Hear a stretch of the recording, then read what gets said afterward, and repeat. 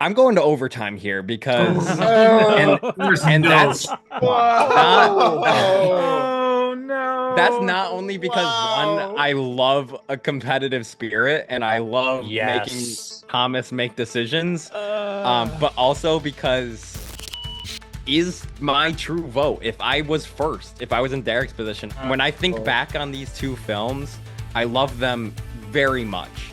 The way that I reflect on and recommend and think about is just something that is too potent for me to not at least push to a final vote here.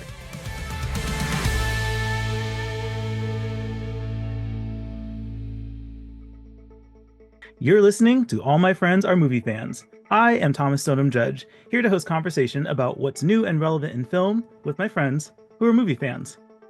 While sports fans are building college basketball brackets, I'm here to steal that idea and post up for some March Madness with March movies. I have friends here to assist as we pass on some films, pivot on other films, and pick and roll through our own bracket of matchups until one March movie is the champion. You see, Todd.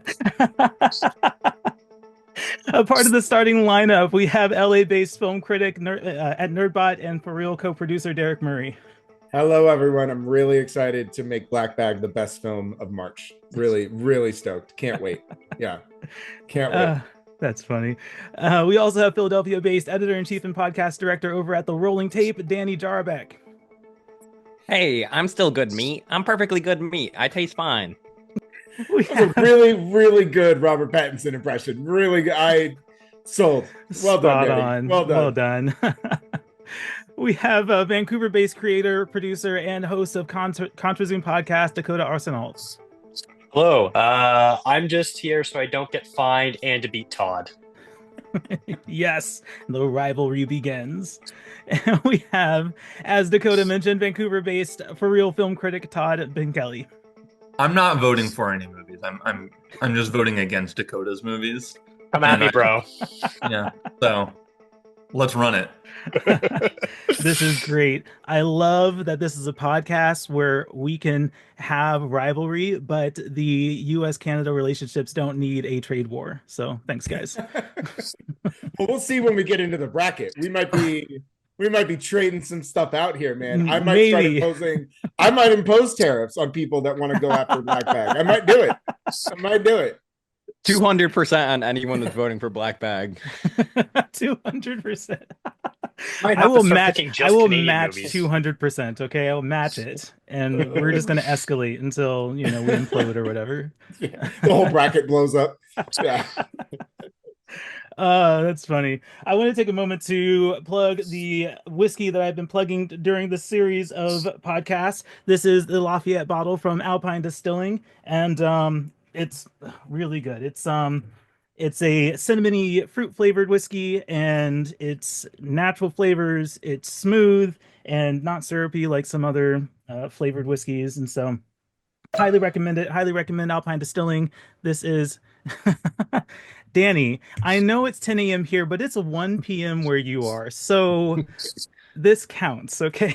You took the words right out of my mouth, Danny. As soon as he started pouring, I was All like, of us looked at our yeah, we were all like, watches. oh, it's It is okay. 10 a.m. Okay. Yeah, on a I want Saturday. we need the record to show he's not allowed to edit this out. We need the record to show that no matter when he releases this, he fired up a glass of whiskey at 10 a.m. This is PST based, everyone. This is not Every time we EST. make a vote, we have to say, "Oh, by the way, this is 10 a.m. and Thomas 10 is a.m. drinking." No, look, I am in PST, but I identify as EST right now. So like this is okay.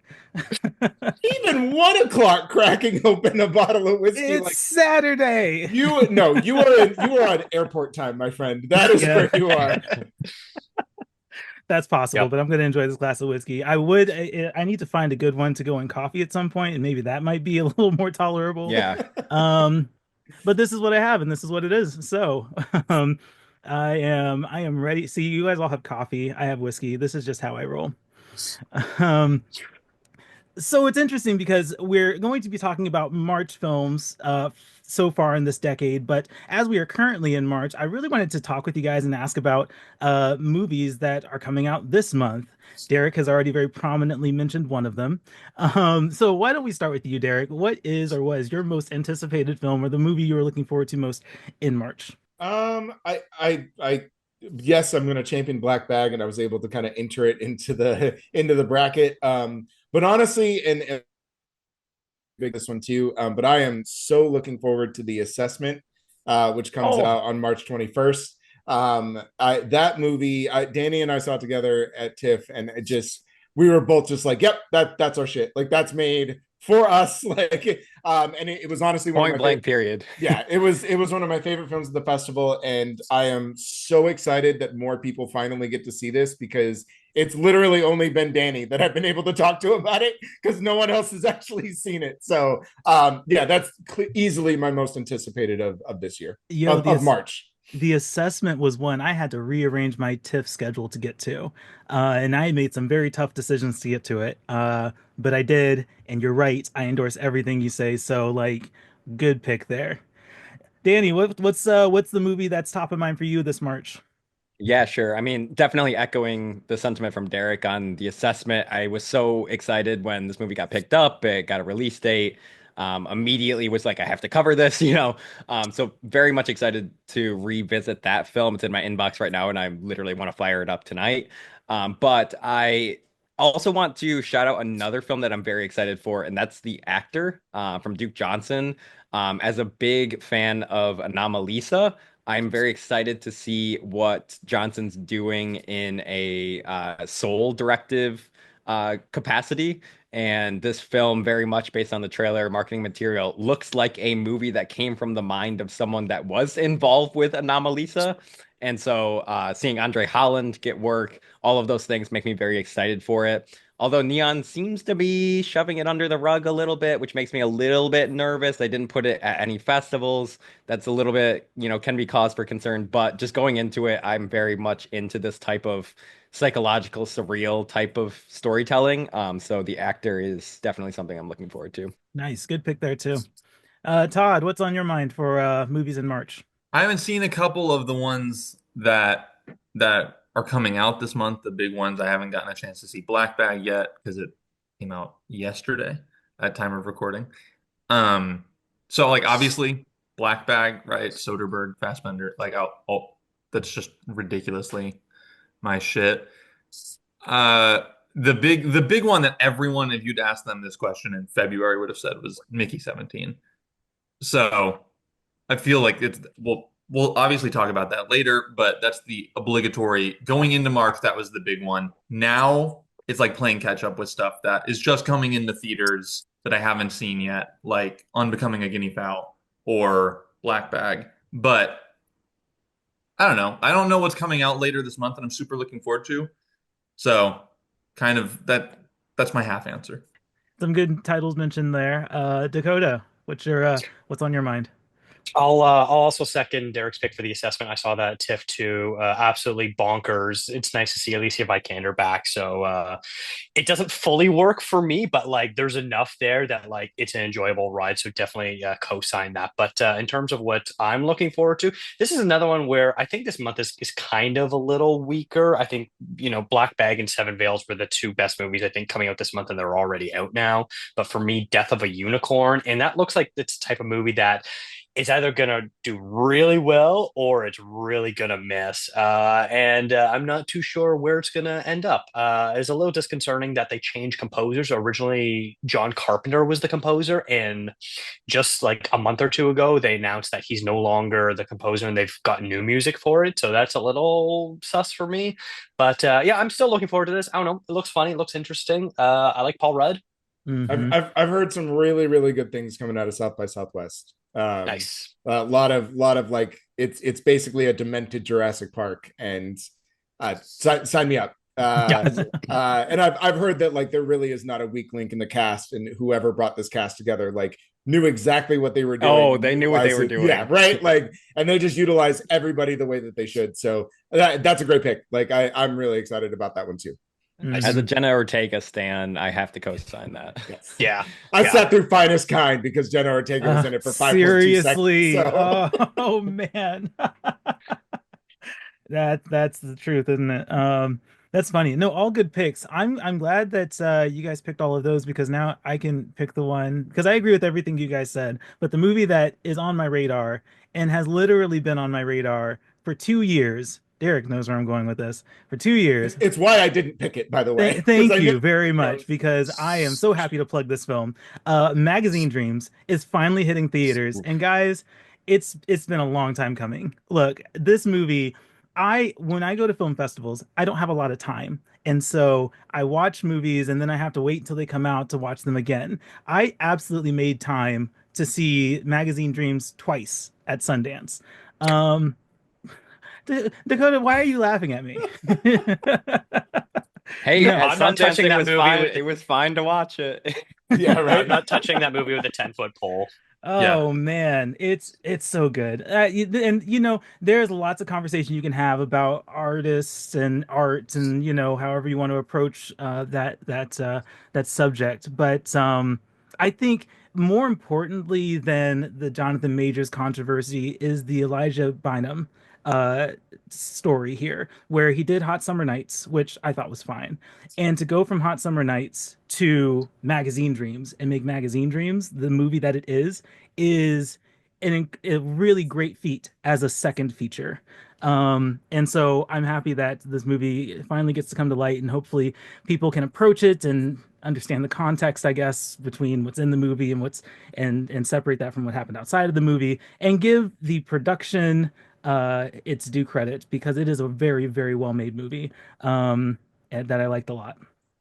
So Thomas, I have a funny story about Magazine Dreams. yes. I bought it for virtual access at that year's Sundance and was saving it for last because it was the movie I was most anticipating watching. And I got the day wrong because of time difference on which day virtual access ended. And then I signed in and it was gone. Oh Oh no. no! Oh, that's brutal. So completely blew my opportunity to see it pre-controversy. And now you have to wait 2 years to watch it. Well, Yeah, yep. Oh, And that's tough. now I have it. I've got a screener link for it, and I'm sort of mm, debating how I want to approach this. I just want another podcast episode about Magazine Dreams. That would be very We fun. can definitely have it because I have some I have to sit down and write my piece about it Yeah. today or tomorrow, and I'm really struggling because there's a lot of cosign with you when it comes to what the film does well, but Mhm. also its biggest detriment is also its biggest asset, which Mhm. is all wrapped up into Jonathan Majors, and it's really hard to even talk about this film without talking about him and what he does, but also who he is, and that it's hard. It's really tough. And actually, Danny, I had that almost that exact same experience with Train Dreams Oh, this yeah. year because I saved Train Dreams to be like one of the last films that I watched at Sundance, and then they friggin' pulled it when I went to fire it up. Oh, I couldn't get it back. I reached out to the publicist. I was trying so hard to get another link to it, and they were just like, "Nope, nope, it's done. You can't have it." So I get it. Yeah. No, that's tough when you're trying to plan film festivals. And it's always nice to end on something that you're really looking forward yeah. to. Yeah. But I guess we can't do that anymore because there's too much opportunity for that to go away, and then you're kind of stuck not having seen it. Y'all just had to Because- see Dylan O'Brien have gay sex. How dare you? Y'all just had to see it. Couldn't just watch the movie like regular. And let me just say, the movie around it is way more interesting. Yes. Yeah, thank you, Danny. Mhm. That's great. Well, we're on the subject of film festivals, and one of the things about March is, now that the Oscars are over, kind of the big thing that happens in the industry is South by Southwest. Has anybody been keeping up with South by Southwest movies or buzz or anything like that? I have a little bit. So I know obviously Death of a Unicorn. That's been getting pretty good reviews. I've heard a lot of Holland Drive with Rosamund Pike and Matthew, what's his name? The guy from The Americans. Matthew Reese, yes. So So I've heard really, really good things about that film. That's like I'm such a sucker for chamber pieces. So that is about a married couple who get a call from their daughter who's been in an accident. And then the whole film is just them in the car trying to get to their daughter who's in this emergency situation. And so things just kind of like start to unfold there. Sign me up for Rosamund Pike, Matthew Rice, but I've heard really, really good things about that. I've heard Warfare is actually pretty strong, pretty solid, which I was pretty mid on Civil War, and Alex Garland did the whole like I'm gonna take a break and then like pulled a Liam Neeson and just did it again. Like, okay, cool, man, whatever. But I've heard it's a pretty incredible experience, even if for nothing else, like sound design is just out of this world for Warfare. And then I've heard the surprising buddy comedy of the year is The Accountant 2, which colored me shocked, but apparently that's apparently that's what it is. So yeah, but I've heard some pretty good things across the board for some of those big ones that dropped at South by Southwest. I want to maybe touch on you might have had a note about this in the show notes, Thomas, but like the idea of March as a movie release month. And let's talk about that. I was kind of on the fence about talking about that because one of the things that I think January comes off as like a dump month. February can sometimes too. Yeah, Danny, what are your thoughts on March as like the quality of film that comes out in March? yeah, I think this is super interesting, and I think it's changed since COVID, especially because COVID sort of totally broke the mold in terms of Oscars and the traditional Oscars release window being that late fall, early December, September through December, sort of release window being the market for Oscars movies. And a couple of basically 2 years in a row, the Best Picture winner being in that March time zone with Everything Everywhere All at Once and Coda Everything Everywhere All at Once being at South by Southwest, putting a spotlight on that festival, garnering the Best Picture winner. So I think there was a really interesting moment in time where that sort of prestige window was sort of broken. And we were looking at other months to deliver some of these oddball films that became much more in the spotlight when independent films had a little bit of a stronger hold on the overall market and landscape. It is interesting to see that this past year we basically returned to the prestige window in late fall, early winter.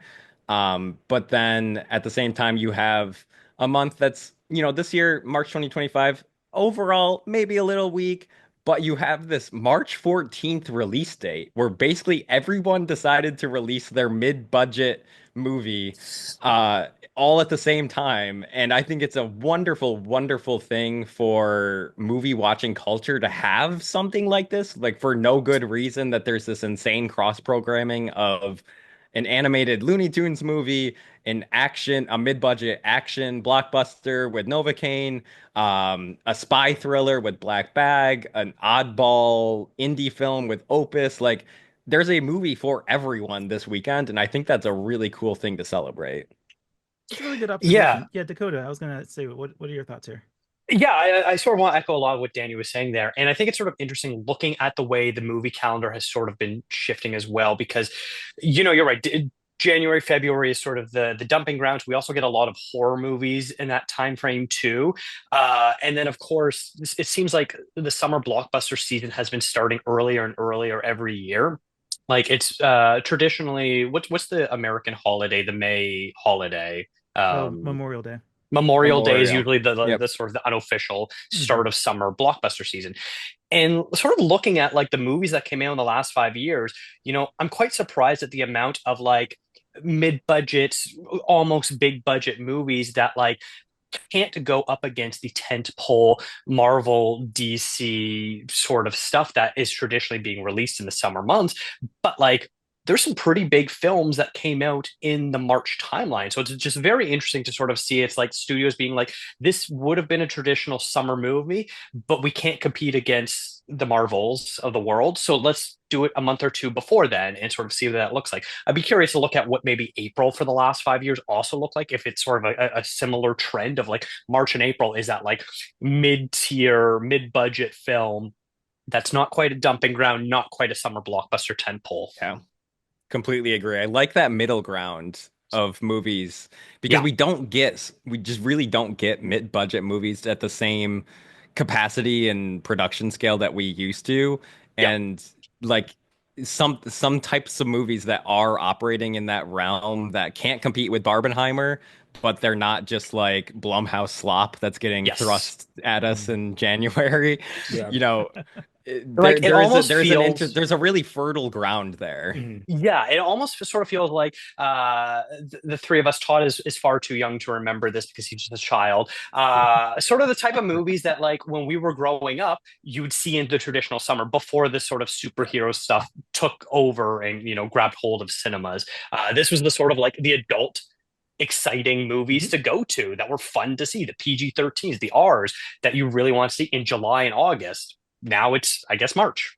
Yeah, and not to belabor my enthusiasm for it, but Black Bag 10 years ago would be a summer blockbuster for adults. Like 100%. It's the kind of like top spy thriller that you get every year for your dad, for your mom, for them to go to the theater and actually enjoy themselves and take a break. Like, this movie would have been a box office smash like 10, 15 years ago, like before the MCU kind of reshaped everything. And so it's interesting because you're right, to your point, like these are movies that would have been great, but the landscape has shifted so much that now they're just kind of in this almost limbo. But one thing I really like to kind of combine both of your points is, yes, there's a lot of mid-tier stuff, but to Danny's point, there's something for everybody.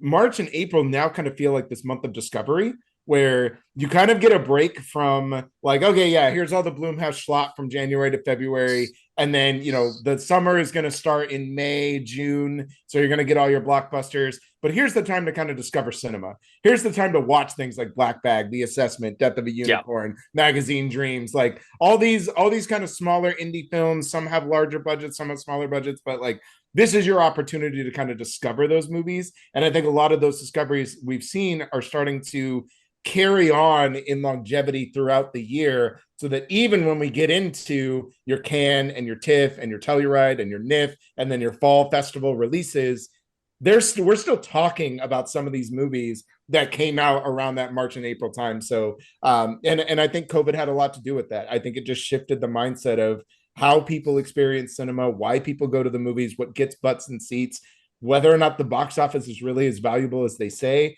And I think a lot of those things we're still contending with. So even as we kind of try to shift back a little bit to the pre-COVID time, I don't know that we can. I don't know that that's really going to be something that we're going to be able to do. So yeah, these months are really interesting for sure. Yeah, Todd, what are your thoughts here? I think March and April are interesting times. I think for me personally, I'm a really Dakota, I know, is the same way. I'm sure in their respective ways that Danny and Derrick are as well. I'm a real like completionist when it comes to making sure I see as many of the Oscar movies as possible, as many of or all of the awards movies, right? I'm an independent Spirit Awards voter, so I watch all of those. So that takes up a lot of my January and February. So March and April, I think, are not just about discovering the stuff that comes out in March and April, but there's also a lot of like sifting through anything from January and February I might have missed. That's a really good point.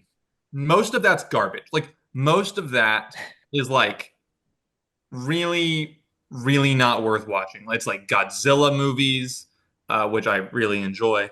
And it's like, what's the Jason Statham, The Beekeeper? That should have actually been my answer for the March movie I'm looking forward to. They're making just The Beekeeper 2 and naming it Working Man. Yeah. But then they're also still going to make they're also making a Beekeeper 2. I'm just there.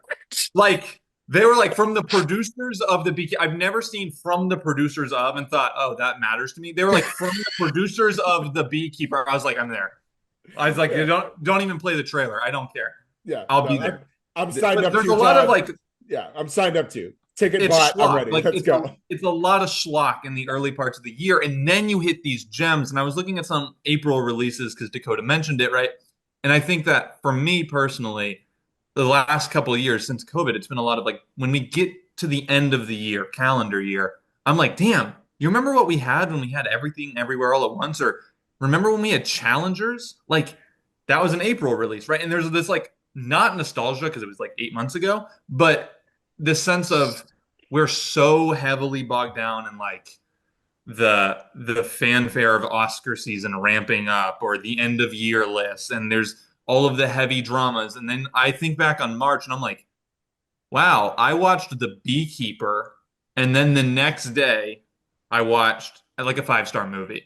And both of them were new releases that just like had gotten crammed into March, even though one was released in like January, because I didn't get to them in January. I had other stuff to prioritize. So it definitely March and April, the springtime is really like a time of discovery for sure. I can't remember who said it. One of the names that starts with a D a couple minutes ago said that it's a time of discovery, but they nailed it. So shout out whoever said that, unless it was Dakota. I want to give credit. I think Derrick said that, but I completely second exactly what you're saying, because I said this to another friend of mine that was basically like, when I went to work on March 3rd, I was like, this is like my New Year's Day. Like, Yeah. I'm so on the film calendar that Yeah. my head operates as like the beginning of March to beginning of March is my year. And so like on March 3rd, or like, you know, the day after the Oscars, I can like start fresh. It's like a clean slate where I'm like, Mhm. okay, now I can wrap my head around what is this year offering. And Yep. you know, there's this weird time where you're like catching up on Oscars movies. You're all in the headspace of like our site is very awards based. And so like we have all that happening, and I'm also like trying to keep up with what's happening in the new year, and it's like this weird like two sides of my brain fighting at the same time. Yeah, I agree with all of you guys. I think this is a good conversation to have, because I think it brings to the surface things that we like understand subconsciously, but I haven't actually like articulated before. Because yeah, March is like, I don't even do most anticipated of 2025 until March. Until Like Yeah.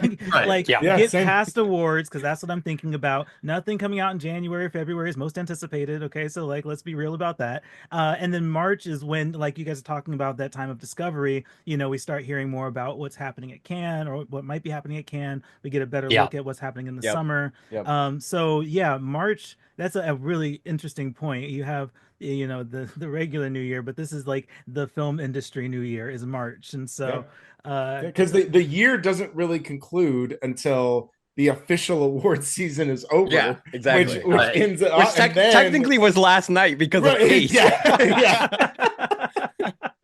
But yeah, no, and so March kind of like, even if you do Sundance, like a lot of those movies, they're not coming out until later in the year when you're looking forward to them anyway. So it's like, Mhm. you know, we mentioned Train Dreams, like shit. Magazine Dreams is a great example of a movie that like you've had to wait 2 years for other Yeah. people to actually watch this film. So even if you do something like January, you're still recovering from everything you tried to cram in for December, January, February, anything that you miss. There's always some surprise that lands on a nomination list, and you got to run back and catch up on that. And so everything just like, I same Danny, like March 3rd, 4th, I was like, okay, let's go to the movies. Like it was. It also takes until about March or April for us to sort of see what the end of the year landscape is starting to look like. Because, like, you'll hear, like, oh, PTA has a new movie. a good Maybe point, it comes too. out next year, and you don't really know. And then it takes until, like, March or April, and they're like, oh, yeah, and PTA is aiming to have it premiere at New York Film Festival or at TIFF or whatever. And you're like, okay, so we actually have a solid idea. This movie is actually complete. It should probably be out by award season, things like that. Whereas in January, when you look at these lists where there was like, you know, 100, 200 movies are like, oh, what might come out this year? Most of those movies don't end up coming out within that calendar year. And they're just like ideas. Like, I don't know, I feel like every year they're like, Terrence Malick might have a new movie this year. We've been saying it for the last 15 years, but maybe this year he puts a movie out. Way of the Wind might come out this year. He Some may of have these started movies filming it. don't even exist anymore. Like there were a couple years in a row where it's like, is Tarantino going to release his film critic movie? Now he's like, I'm not even doing that anymore. He's like, movies aren't for me. And you're like, okay. Dakota, that's a really good point too, because right around now too is when we get like half confirmation about what's going to Cannes or not. Yes. And Yes. and when a movie is confirmed not to, then you can start suspecting, is it a fall movie or is it not ready? Like, is this film not happening? Like, and a lot of those prestige movies that are either in or out on Cannes starts to give you a better sense for the year. Yep. Yeah. Yep. This is all great conversation, and it'll be interesting to see what happens as we get closer to Cannes and as we continue discovering film in March and into April before the blockbuster season. But let's jump into the main event for this podcast episode. We have a bracket to figure out. For those listening and watching, I have not shown the panel this bracket yet. So this will be a surprise once I'll get through the rules and then I'll show you guys the bracket and I'll explain it for those who are listening. So we're doing a March Madness bracket here, and the rules are as follows. This is a cooperative bracket effort. Today's panel will be voting round by round to determine the best March released film this decade. We're going to start with 32 picks, and most of these are just the highest rated films based on Letterboxd ratings. But there are also a handful that our guests got to pick just to keep the bracket interesting. I have seeded and strategically placed these on today's bracket. What I did for qualifications on the film, these are all movies that are feature-length movies, and they had either a wide release, a limited release, or a VOD release in March in North America between March 2020 and today. So this is why Derrick keeps mentioning Black Bag, because it is currently... I snuck it in there, baby. Let's go. Today is March 15th, 2025. So yes, this weekend's releases do qualify for this bracket. In consideration for time constraints, matchup voting will go rather quickly at first, but as the bracket narrows and decisions become harder, I'll open up more opportunity for discussion. So I'm going to let you guys on the panel have most of the fun here with conversing and choosing picks. I'll just be here moderating, and I'll also serve as a tiebreaker. I was going to say, is this why we have 5 people here? This is why we have 5 people, but I do want you guys... This is why he's drinking. He has to break the tie. Yes, it is 10 a.m. and Thomas is drinking whiskey. Are you on your second glass yet? Not yet, but keep this up. I might be. I just can't wait until we start to get into like the semifinals, and he's like 3 glasses deep, and he's like, "Oh, whatever, give it to Black Bag. I don't care." No, see, I might actually get into upset mode. I might do some really weird things. That's a territory I like to operate in. Yeah, Cinderella run. Thomas has too much power already. I do. So don't force my hand, guys. He's drunk and drunk with power. This is dangerous. All right, for the panel, I'm going to go ahead and share my screen so that you can see what the bracket is. Where's the share screen? It's just like a little green button right at the bottom. Oh, that's it. Put the whiskey down, Thomas. No, I just needed. See, this is why you have someone young. Yeah, he was seeing 4 green buttons. Yeah. So you see how there's 2 buttons? Click the it's one. It's one in the middle. I've become that person that doesn't know how to use Zoom. All right, cool, guys. This is the bracket. For those listening, let me run down the bracket for you. Okay, cool. Raya and the Last Dragon. Anyone? Anyone? Yes, because that I think was that was one of the top 24. But so on the left side of the bracket, we have Dune Part 2 versus Raya and the Last Dragon. Obviously, Raya and the Last Dragon's going through, right? We have Dungeons and Dragons: Honor Among Thieves versus Tetris. We have The Batman versus Riddle of Fire. We have On Becoming a Guinea Fowl versus Late Night with the Devil. We have First Cow versus 1001. We have Tori and Lakita versus X. We have Turning Red versus Pinball, the man who saved the game. And we have Everything Everywhere All at Once versus Black Bag. You son of a bitch! We'll get to that. We'll get to that in a minute. How dare you! Wow. On the right side of the bracket, we have Mickey 17 versus Wicked Letters. We have Problemista versus Do Not Expect Too Much from the End of the World. We have Snack Shack versus Love Lies Bleeding. We have RRR versus Scream 6. We have Nobody versus Palm Trees and Power Lines. We have Never, Rarely, Sometimes, Always versus Swallow. We have John Wick Chapter 4 versus After Yang. And we have Femme versus Fresh. Oof. Yes, guys, man. I had the same reaction. I pre-planned placement, so I seeded everything and pre-planned placement before the films were picked. And then that corner happened. Derrick, So do you want to start let, an alliance? Yes, Dakota. Yes. let's get a feel for how you guys feel about this bracket. Danny, what's your initial reactions to this starting bracket? Yeah, initial reaction, I think there's actually way more competitive first round matchups than I was anticipating. Yeah. There's some films here that I am huge proponents of that are maybe a little bit more under the radar up against some heavy hitters that I would love to spark some conversation on. And I'm very curious to see how some of these things play out Yeah. because you'd think that it would be some easy answers in the first round, but there's some really competitive matchups here. Mm-hmm. Derrick, what's your initial reactions to the Yeah, same. I think first you're going to bracket? need to share that whiskey with the rest of the class because these dude, some of these matchups, yeah, to Danny's point, like I'm just staring at some of them and whew, yeah, these are some rough first round picks, man. Mm-hmm. Dakota, what do you think? I gotta say, looking at the bracket, I'll reveal it when we get there, but there is actually only one matchup that I'm conflicted on. Everything else is a very easy choice for me.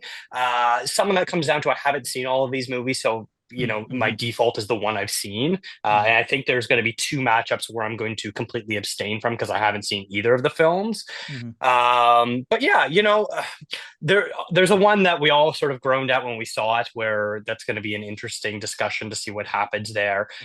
But yeah, like I said, there's only one matchup that actually has me struggling right now. Right. Todd, what do you think? Yeah, there's definitely this kind of like internal push and pull I have between like trying to keep the like sanctity of the bracket and like the legitimacy of like, well, are we really doing this on like an objective level? Like, are these the films that really best represent March of the 2020s versus personal taste, where I'm like, this is the easiest ever path for John Wick 4 to get to the finals. So like there's like Oh. the push and pull, but I'm kidding. After Yang is a masterpiece. But yeah, so that strikes me at first, but otherwise, yeah, I'm ready. Let's go. Yeah, let's do it. All right.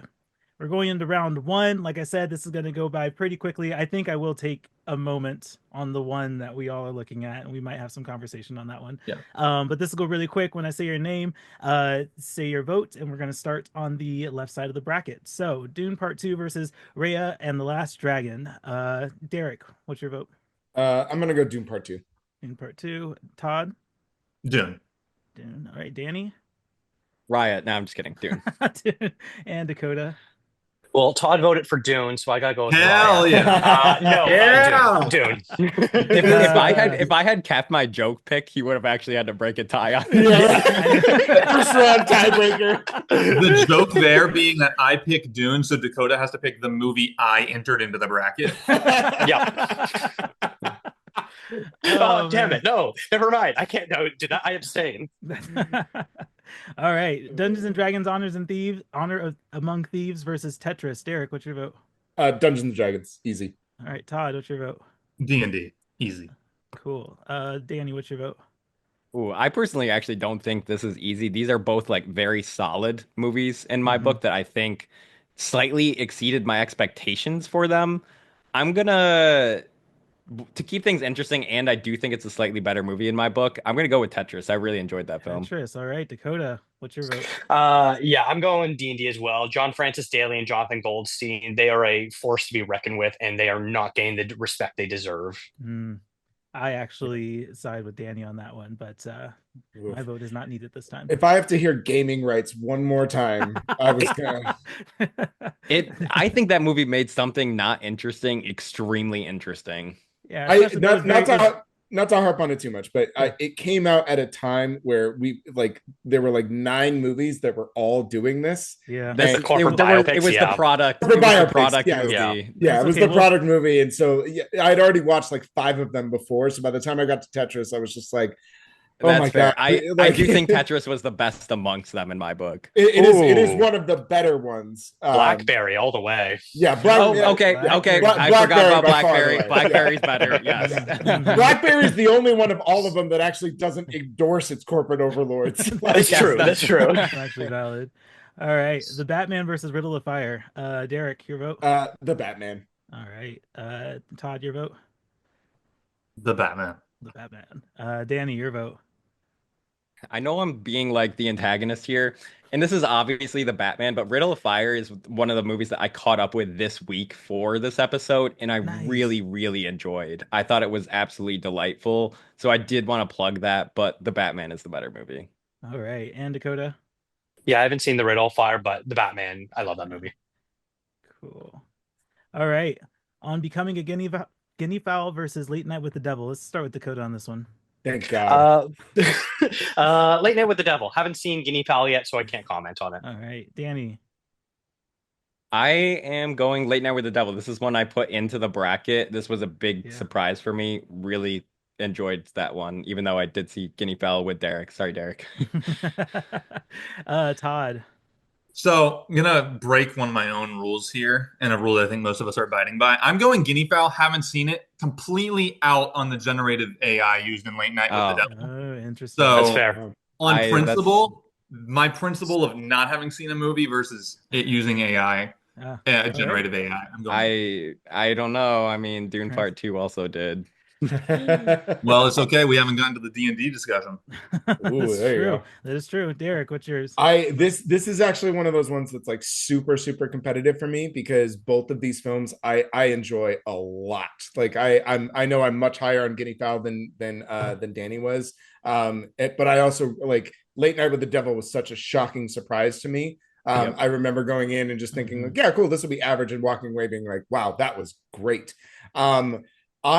I am, just because I want to get color on it and I want more eyes to kind of gravitate towards it, and I think it deserves it even if it doesn't win. I'm gonna go with Guinea Fowl. I think there's just a profoundness in that movie, and Todd, if you haven't seen it, I highly recommend that you do. I'm really looking forward to it. It's pretty incredible. So I'm gonna go Guinea Fowl. Do I have to break it? I think that's a totally fair. You do, yeah, tiebreaker. I have not seen Guinea Fowl, which doesn't mean I wouldn't vote for it, but you guys all make really good arguments. I did, however, interview David Dastmalchian. So I knew he was going to use that. I knew it. I knew it. Look, you know what? Dropper. I like to. I can't like offer too much. I don't have that much power, but like every now and then I have a little bit of power where it's like, thank you, publicists, for getting me that interview. And in this case, it's rewarded with moving Late Night forward. So there we go. All right. For the next round, First Cow versus 1001. Dakota. Oh, First Cow, easy. Love Kelly Reichardt. Huge Reichardt fan. Nice. Danny? So First Cow is my big blind spot on this bracket. But regardless, I am gonna do 1001 because one, I love that movie, and two, it's the movie that I actually met Derrick through because that was the first time that we ever had a conversation, was when he came on our show and we reviewed that film, and I really look fondly back on that. That's awesome. Todd, what's your vote? Hate to agree with Dakota here. And Dakota actually has my list because I submitted it for his podcast. First Cow was like one of, I think, the 5 best movies of this decade. It's by far my favorite movie of 2020. So I'm going First Cow. All right, Derrick. I hate to make you do this, Thomas, but I have to hold strong to 1001. That movie blew me away, and it was the first time Danny and I got together. He had put it out because and apparently no one else had seen it, and I was like, dude, I need to talk about this movie. And that's literally how Danny and I became friends. So I have to I gotta sign on. So it's 1001 for me. And Thomas, all of our friends are movie fans. Like, you can't go against friendship here.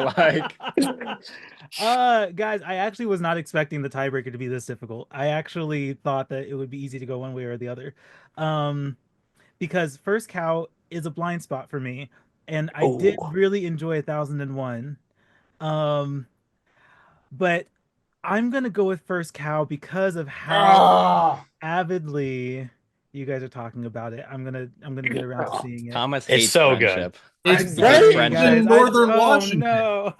It literally was filmed in your backyard. Yes, Thomas. yes, it is. Yeah. It's a local film. There, so that I also had that in mind as well. You know what, guys? We're gonna pause the bracket. We're gonna make Thomas go and listen to our episode, Danny and I Yeah. talking about 1001. no, am I gonna Then we can regret come this? back. He can change his vote, and we can move on. So, No, then we need to pause it, and so that way you can watch First Cow and see its greatness. Right. I was going to say, if we're talking about movie Friends, First Cow is the best example of friendship in a movie. Oh my This goodness, decade.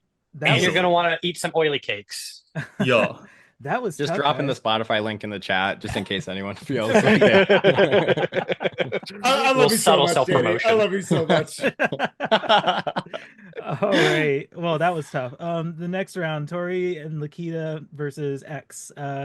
Dakota, what's your vote here? X was my wild card. It is prepare for the hot take. Easily the best film in that Oh. trilogy.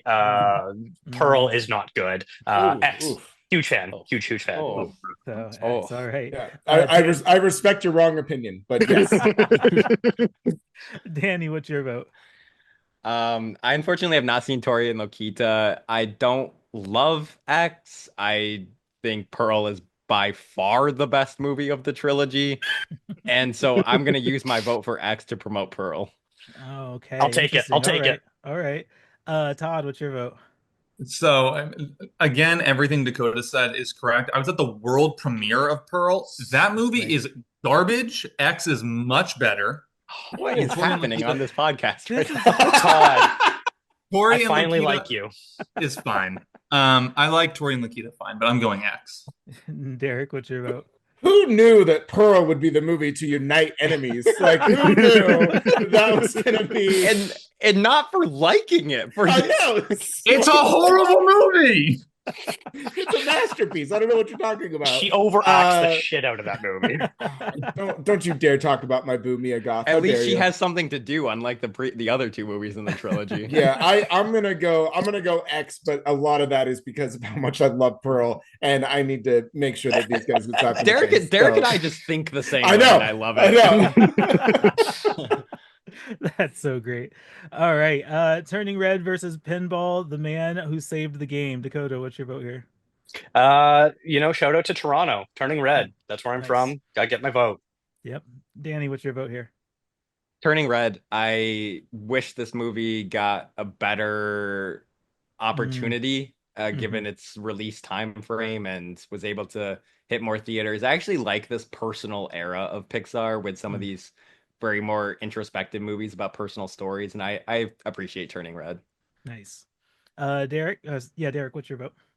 Same. Yeah, I think Turning Red is a victim of COVID, and I think in a better time, like it probably would have been a much bigger movie. But I really love Turning Red. So What, yeah. Pinball wasn't a victim of COVID? I'm pretty sure. Which one came out first? Was it Pinball or Tetris? I remember they came out very closely, and I'm like, oh, look at these games. I think that came out. Tetris came out first, Yeah, but yeah. Turning Red is by far the better movie. So Yeah. Todd, what's your vote? Turning Red. Turning Red. Moving Turning Red along. Perfect. Okay. Oh, I hate this so Leave Leave this to the much. very end. All right. This So this is is the not bottom- a hard decision. You guys. This is the bottom of the left part of the bracket. So this is Everything Everywhere All at Once versus Black Bag. Danny thinks this isn't a very difficult choice. So Danny, He's what right. is your vote? Danny's right. Everything Everywhere All at Once is better in every conceivable way. So we have one for Everything Everywhere. Dakota. Very right. This is such an easy choice. Black Bag. Everything Everywhere is just fine. Oh no. It's fine. Derek. I know your vote. Oh, Dakota. Come on, Alliance. Dakota, honestly, Dakota, you are almost giving me the confidence to Let's make do it. bold, hot take choice and force Thomas to do a tiebreaker. Yes. I genuinely love both of these films. I think that Black Bag is going to be known as one of the best films of the year. I adore Everything Everywhere All at Once. It absolutely shattered me. But honestly, just for the sake of being I'm doing it. I'm riding my stick to the end. Black Bag. Black Bag. Yes. All right. All right. Well, so it comes up Come to on. me to pitch the case to Thomas. Here's the thing. I haven't seen Black Bag. I'm so deeply in the bag though for Soderbergh that just because I'm going to. No, I'm kidding. I just really wanted to break Dakota's heart. I'm I hate obviously you, Todd. going. I'm obviously going everything everywhere all at once, and the reason is I'm like, if Black Bag is my favorite movie of this year, that won't change the fact that Everything Everywhere is one of like the three movies I think that culturally have defined the 2020s so far. Mm. And like for that fact alone, I think it dropping in round one would be what are we doing here? Like, regardless of how we feel about it, it's like that movie was everywhere and is still everywhere.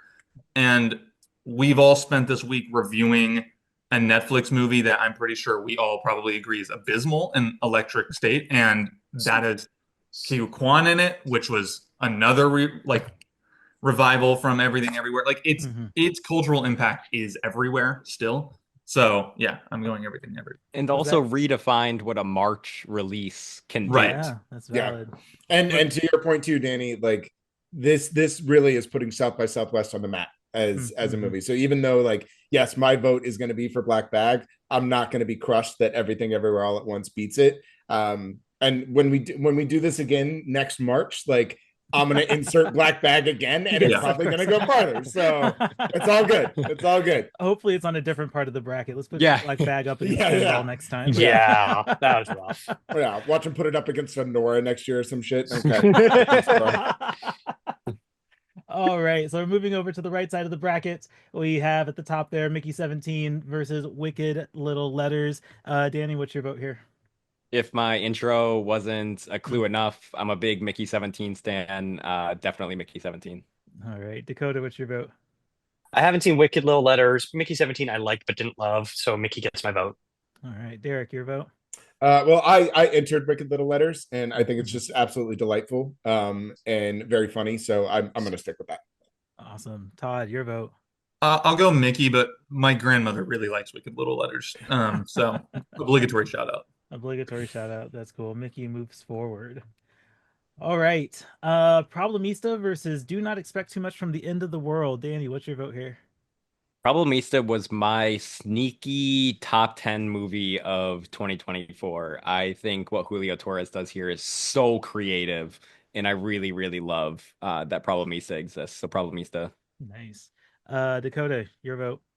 I am abstaining. I have not seen either. Okay. Derrick, your vote? Listen, I stand with Bank of America. So I'm going to go Problemista. All right. Todd, your vote? I'll go. It won't matter. I'll go. Don't Expect Too Much from the End of the World because I really love what's going on there. But I really love Problemista too. Nice. Right. I need to rewatch Do Not Expect Too Much because I like everybody is just so over the moon about that film, and I walked away from it thinking it's just fine, but I feel like I need to rewatch it and see if there's something that I missed because it just did not resonate with me the way that it's like just dominated some of my favorite critics and some of my favorite colleagues. Like it's at the top of all of their lists, and I'm just like, what did I miss in this film? So yeah. All right. We have Snack Shack versus Love Lies Bleeding. Todd, what's your vote here? Love Lies Bleeding. Interesting. All right. Danny, your vote? This is actually one that I thought was really tough because these are both very solid 3.5s for me. Yeah. That I enjoyed, didn't necessarily love completely either, but I think both are really, really good. I'm a Kristen Stewart stan, so Love Lies Bleeding. Nice. Derrick, what's your vote? Yeah, it's funny because both of these films, like Danny said, they're both like kind of 3.5s. I'd maybe give Love Lies Bleeding a little bit higher, but they're also both showcases for a singular performer. So like Snack Shack showcases Gabriel LaBelle like breaking out from the Fablemans, and then Love Lies Bleeding shows off Katie O'Brien. It's just like this incredible discovery. So they both have like this actor in them that is like driving the success of the movie. But I think Love Lies Bleeding is more successful. So I'm going to go with that one. Cool. Dakota, do you disagree with them? So this was, as I was alluding to, my hardest bracket as well. Yeah. So it is interesting. I thought that was going to be a bit of a hot take where I was like, who would think this was a hard one? But no, I'm glad I'm not alone here. Snack Shot I thought was it was so funny. Yeah. I was not expecting it, and like I get it. It's a dumb, stupid 80s style comedy, but we don't get those anymore, and I love that. And Love Lies Bleeding was so unique and original and bold and out there, just so that we have it on the record. Like literally this is like a 50-50 split for me. I'm gonna say Snack Shot Same. just so that Nice. I can be on the record and say that I like it, but I'm very happy with Love Lies Bleeding. Moving on. I like it. I like the diplomacy there. That was like a perfectly competitive matchup. Yeah, Yeah, that's right. nice. Yeah. I actually feel good. Like I would have felt good either way. Like wherever Yeah. that one went, I would have been okay with. That's awesome. All right, RRR versus Scream 6. Do we need Derrick, to vote on this? I Like, know. is there? I don't need to vote, but like I'm waiting for someone to say something. Just go ahead and move Scream 6 across, bro.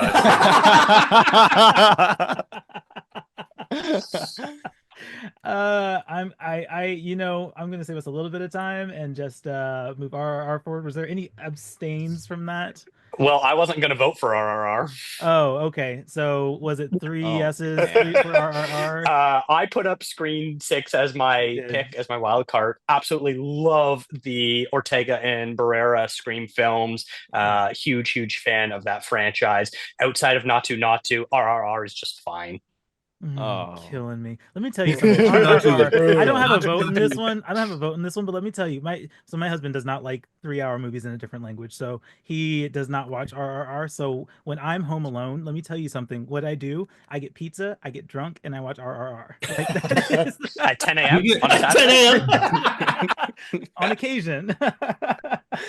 My local theater did a thing with this movie where once a month for about a year they hosted like rowdy screenings of this. Oh my God. And I went to a would so be couple there. and it just got bigger and bigger every I would single be- time I and treat- just a cool experience. Yo, I Love it. treat RRR like a sporting experience. I'm telling you, I Yeah. cheer more in RRR than I do in any sport that I go to. So like Yeah. that movie is just a banger. Anyway, not that my opinion matters here, but all right. Next matchup, Nobody versus Palm Trees and Power Lines. Dakota, what's your vote here? I am abstaining. Haven't seen either. Cool. Derrick, what's your vote? I've seen both. I enjoy both. And just for the sake of trying to move a very small film, but a very necessary watch, I'm gonna go Palm Trees and Power Lines. All right. Todd, what's your vote? I'm going Nobody. I think Palm Trees and Power Lines is like an actively pretty bad movie. Actually. All right, Danny, you're the tiebreaker here. This is a pretty easy tiebreak for me, and I'm gonna pull the Thomas card here. I interviewed the director of this movie and really enjoyed that conversation, and actually think this is a small film that's worth putting more eyes on. So Palm Trees and Power Lines. Wow. I feel like that's an upset. That it might be. Yeah, it is. It Yeah. is. Yeah, for That's sure. that's a group of critics promoting a really small indie movie. Yeah, no, it is. Right. It is. No, that's true. I'm little tiny in Sundance indie that that only critics have seen. Literally, Yeah, yeah, we're like but- the 5 people who have seen that movie. Yes. Yeah. Right. But also, like to your point too, Danny, like the lead actor retweeted my tweet when I had put it out in my like quick review. So naturally, I have to stand for it and push it through. So Yes, Yeah, because shout out to Jamie Dack, the director of that movie. yeah, see, because my audience is full of like publicists and celebrities. If you guys, just give us the interviews, we will champion your film. Okay, we're moving them through the bracket, guys. We're moving them. This is important stuff. See, We're who you want to watch your movies. See, Steven Soderbergh, you should have done those interviews. Black Bag would have won. Yeah, Bob Odenkirk. But like legitimately, that could have changed things. All right. Next matchup: Never, Rarely, Sometimes, Always versus Swallow. Todd, what's your vote here? Never, Rarely, Sometimes, Always. All right, Danny, what's your vote? I put up Swallow, but there's no world in which I'm voting against Never, Rarely, Sometimes, Always, especially in a first round matchup. This for me is one of those 2020s movies that I think is just indelibly important. Nice. Dakota, your vote. Todd mentioned it earlier. I did do a poll of the best films of the decade so far, and Never, Rarely, Sometimes, Always made my personal list as well. Yep. Phenomenal film. Very nice. Derrick. Yeah, I like both of these, but to all of your like, I'm not voting against Never Rarely in the first round. Like, that's insanity. So yeah. Very I think cool. about the Right. titular scene of that movie like once a week. Unbelievable. Yeah. Oh, Yep. yeah. For sure. Next matchup, John Wick Chapter 4 versus After Yang. Dakota, what's your vote here? Colin Farrell doing that dance alone is enough for After Yang to move forward. Come on. Derrick, what's your vote? This is actually tougher than I thought, because I really love After Yang. I just think it's such a beautiful film. But I'm gonna go John Wick. I'm gonna go John Wick Chapter 4. All right. Todd, what's your vote? So I really like After Yang a lot. And for some reason, this one just like settles in my heart quite easily. It's like John Wick 4. This movie's beautiful. This movie's So really beautiful. fascinating. They're Yeah. both beautiful, but John Wick Chapter 4 is I just like, I don't know. It's pretty incredible to find a no holds barred action film that has that much stunning cinematography. Like, it's wild to me that you can actually appreciate cinematography in something as bonkers as John Wick Chapter 4. Huh.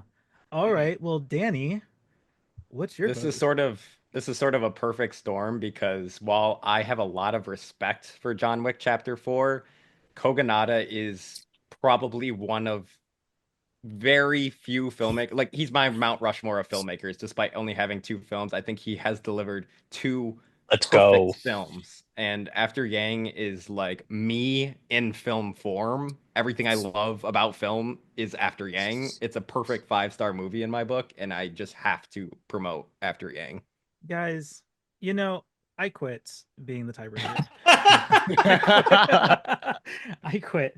I thought this was gonna be easy. I had one in mind that I'm like, yeah, that's obviously the one, but now I'm realizing that I might have action movie bias. Oh no, Playing Todd. against- Let's go! Wait, Todd Thomas, the two of you.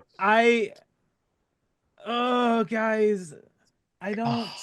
So No, one of the moments in John Wick 4 that stands out to me when I think about it is there's a moment where Keanu's sitting in a church, and I can't remember who says it to him, but they go, "You're gonna die." And they're talking about his connection to his wife and how he'll finally be able to see her again. And they go, "You're gonna die." And he sits there and he just goes, "Maybe not." And it's like so beautiful that he's losing something he wants again while also getting something he wants. And that is also beautiful. After Yang is a 5-star meditation on life, but it doesn't have a flame-throwing gun. What about the T documentary impression that he does of Werner Herzog's voice? Come on. I'm gonna go with John Wick. Oh, I was my not God. expecting that. Oh. I wasn't expecting that. Oh no, what have I done?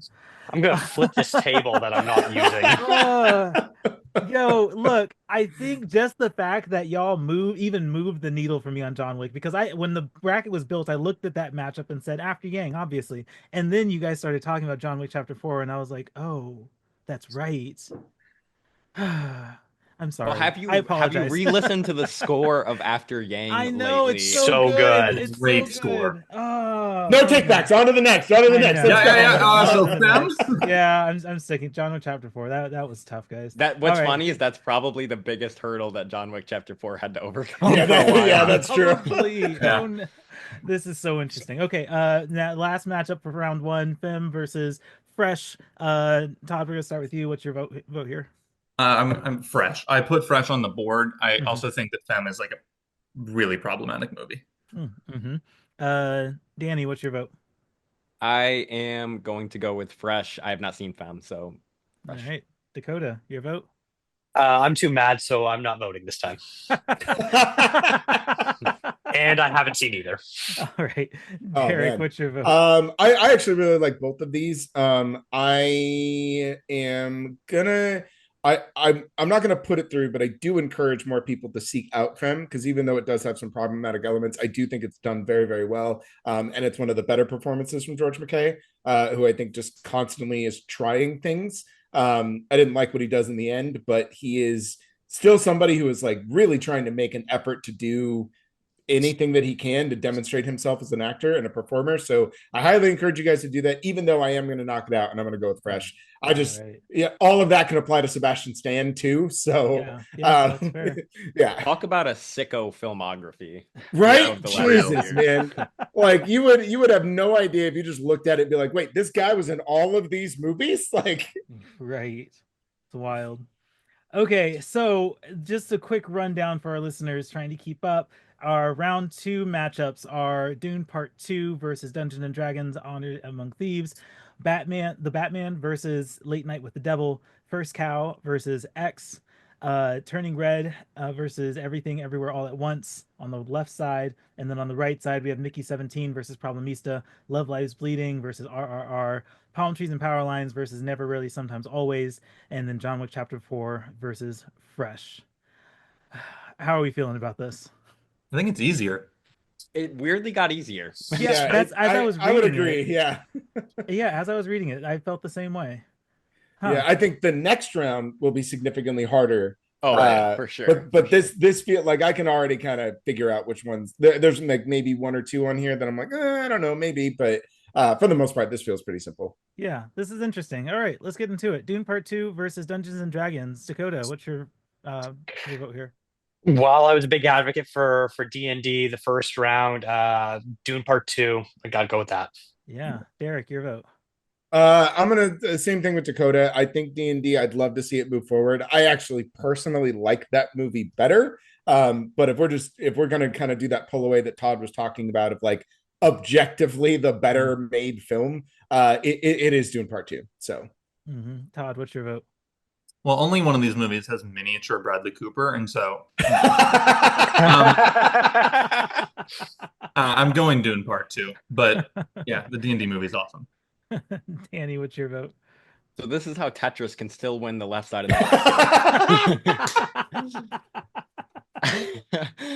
the this feels like a cheat code. Like Dune Part 2, for all intents and purposes, should not be a March release. But the fact really that it is. In fact, it wasn't. I mean, I think it was because it was delayed. Some industry stuff, I think. So yeah, you're right. It really shouldn't be here, but moving along, it is. It was the strikes that pushed it from November to March, right? That's right. Yes.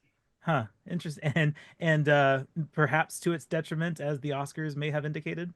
This is true, but not for the all my friends are movie fans bracket. Nope. Exactly. Right. Not for the bracket here. We know the truth, guys. We know the truth. You're dialed Denis, in. we will get you that Oscar. Yeah. Right. All right. Next matchup. The Batman versus Late Night with the Devil. Todd, what's your vote here? The Batman. The Batman. I'll save us time. Yeah. Okay. Danny, what's your vote? This could be Robert Pattinson versus Robert Pattinson, the Batman. Oh, interesting. Dakota, what's your vote? I gotta go with the Batman. It might very well be the best Batman movie, which its competition is The Dark Knight, so it's crazy to even think that. Interesting. All right, Derrick, what's your vote? Unanimous. I'm gonna go with the Batman, and there were even parts of that film where I was kind of mid on, but it is objectively an incredibly well made film. So Batman for sure. This is easier, isn't it? Huh? All right, next matchup: First Cow versus X. Derrick, what's your vote here? First Cow. I love me some Pearl, but I can't carry X all the way through to the end on Pearl. So that's valid. Todd, what's your vote? First Cow. Danny. Yeah, actually, again, this is my major blind spot, and having seen First Cow, but my Pearl favor ended in the first round, so First Cow. Okay. First Cow. And then Dakota. Oh man, yeah, I put up X, but First Cow is so good. Yeah, gotta go with First Cow. Moving First Cow forward. All right, Turning Red versus Everything Everywhere All at Once. Danny, what's your vote here? Once again, I feel like this is pretty easy. Everything Everywhere All at Once. All right. Dakota, your vote. I'm gonna be a contrarian for the sake of it. Turning Red. All right, you got to stay strong with the Toronto representation. Yeah. Yep, I do. Derrick, what's your vote? all right, so here's how Black Bag can still make it all the way through to the end. No, let's Everything Everywhere. Yeah, that's fair. Todd, your vote. Everything Everywhere, and like the 4 we now have on this left side, I think would have made like a perfect final 4. Yeah, Yeah. Yeah. That's a Anyway, good point. so, yeah. yeah, it really could. Yeah, that's gonna Except be for Black tough. Bag. That would have been even better. Yeah, yes, Right. yes. Yeah. On the right side of the board, Mickey 17 versus Problemista. Derek, what's your vote here? I'm going Problemista. Interesting. All right. Yeah. Todd, your vote. I'm also going Problemista. Danny. The thing is, I would not be mad to see Problemista go farther, but I have made it very much part of my personality to defend Mickey 17 to the ends of the earth because I really, really think that this is a better movie than a lot of people have said it is. So I'm gonna go Mickey 17, which feels wrong because I am also a huge proponent of Problemista, but Dakota, you gonna make this problematic for me? Mickey 17 is just fine, and because of that, I'm voting for Mickey 17. So he is going to make it problematic for you. Oh, great. I was just ready to move Problemista forward. And you know what? Thomas, before you make your decision, make sure boy. you put this into FileMaker Pro. And I do take bribes. I do take bribes. So here's the thing. Problemista is a blind spot for me. I have not seen Problemista. But Derek knows I was not the biggest fan of the third act of Mickey 17. I think there's so much that movie could have done and just didn't. I'm gonna go ahead and vote for Problemista. If it helps you feel better, there's an amazing Tilda Swinton performance in Problemista. bro, I believe it. I've made like 2 Problemista jokes already, and only people that have seen it and love that movie will get them. Look, but this movie is like, I think you will dig the hell out of Problemista. Great. I think so. also I think be patient with it because it's okay. For me it's a bit grating early on, but then oh my god, the ending just completely flips everything around. It's so good. Interesting. It's so good. Problemista is so good. Okay. So I have a double feature that I have to do today after this first cow on Problemista. All right, next matchup: Love Lies Bleeding versus RRR. Todd, what's your vote here? RRR. All right, Danny. Yeah, RRR. You guys are making the right choice. Dakota. Love Lies Bleeding. Okay. Derek. I could put it on you just for fun because I know what's going to happen. I mean, this one is not. Because I already know what's going to happen, but no, it's RRR. RRR this one will right not answer. be hard. I do not get drunk to Love Lies Bleeding. Okay. I did not expect to be the big contrarian of the group here. I'm gonna say that. So to be fair, I like Love Lies Bleeding. I Yeah, saw that one. I saw that sure. one at Sundance, and it's an interesting one. But yeah, I make events out of RRR, so that's what's up. Palm Trees and Power Lines versus Never, Rarely, Sometimes, Always. Danny, what's your vote? I actually weirdly think that these two movies would be great to watch in conjunction with one another. Oh, that's a good point. But Never, Rarely, Sometimes, Always, again, like this is a best of the decade type of movie for me. Nice. Dakota. Pretty easy. Never, Rarely, Sometimes, Always. All right, Derek. Yeah, Never, Rarely. And Todd, for the record. Unanimous. Perfect. All right. Kind of know where this one's gonna go. John Wick Chapter 4 versus Fresh. Dakota, your vote. Haven't seen either, so Fresh. Oh. How have you not seen either one of these movies? There you go. There's your double I feature. watched the first 2 John Wicks, and they're fine. I'm not crazy into that style of movie.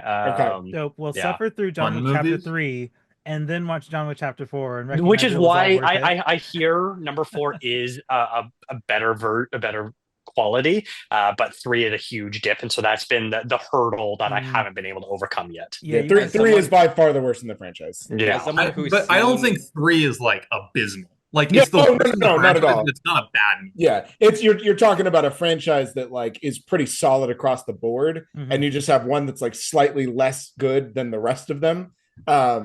But yeah, it's not abysmal, and there's some really great. It's just when you compare it to the first 2 and 4, where you're like, oh shit, yeah, they can really do this. So yeah. As someone who skipped 3, I really don't feel that you're missing much story-wise. Yeah, that's actually a good point. Definitely not. Yeah, that's a valid point. Just watch Chapter 4. I mean, as a conclusion to a series, like it does a really great job of doing that. Derek, for the record, what's your vote? John Wick. Yeah. Moving that forward.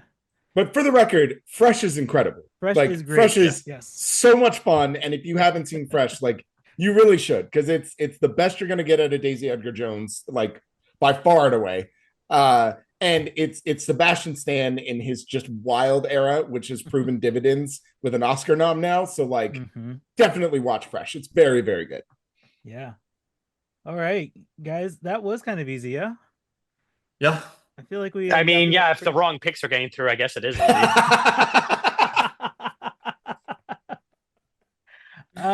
I think it only gets harder from here. So let's go ahead and dive into this next round. For those listening, we have what is this? Our Elite Eight? Is that what this one's called? Yeah. Yeah. Derrick knows I that. don't do sports all that much, and so like I'm trying very desperately to keep up with the terminology. So here we go, Elite Eight. So we have Dune Part 2 versus the Batman. We have First Cow versus Everything Everywhere All at Once. We have Problemista versus RRR, and then we have Never Really Sometimes Always against John Wick Chapter 4. Diving in. Such a wild lineup. Yeah. It really is. That last matchup is like, how can I frame the two most different March movies? You know what? I kind of want to start with that one. Let's do that because just the order. Let's start there. Never Really Sometimes Always versus John Wick Chapter 4. Derrick, what's your vote here? Man, Do it, Derrick. Danny's right. Like these movies could not be more different. I'm